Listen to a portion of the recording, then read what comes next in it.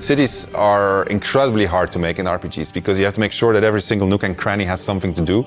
You have to make sure that it's different, so you have to be incredibly creative. Given that the name of the game is Baldur's Gate, the city was really going to be the thing that people were going to be talking about. The city of Baldur's Gate is seamless, which it originally wasn't. You only can judge the game when you have all the components together, and if the mix doesn't work, we start over.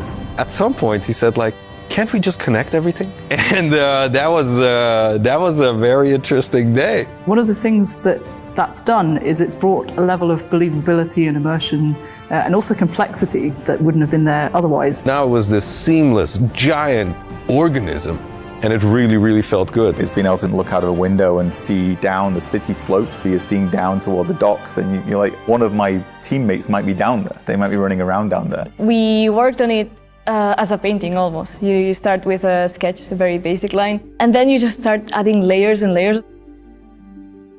We can put lots more of the city onto the screen than they could in 1998. So we can do something that is more immersive, richer, has more texture to it. It feels like you are walking around a place where there are lots and lots of people living their actual lives. You have crowds that are walking around, can talk to pretty much anybody, and they react to every single thing. It's very alive in that sense. Every person that you meet in Baldur's Gate has got a story to them.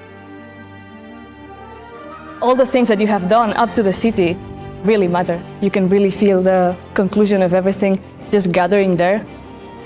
We actually build anticipation through all these characters that you've met, through all these situations that you've been through.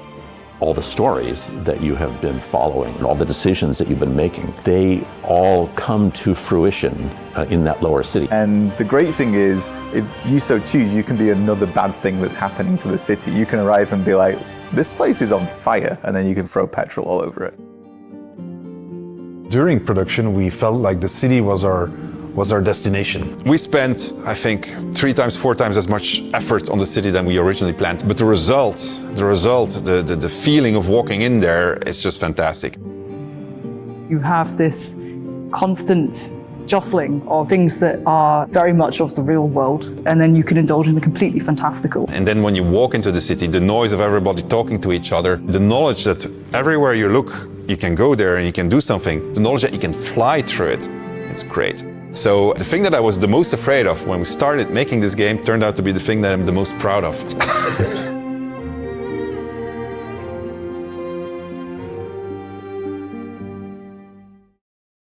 PlayStation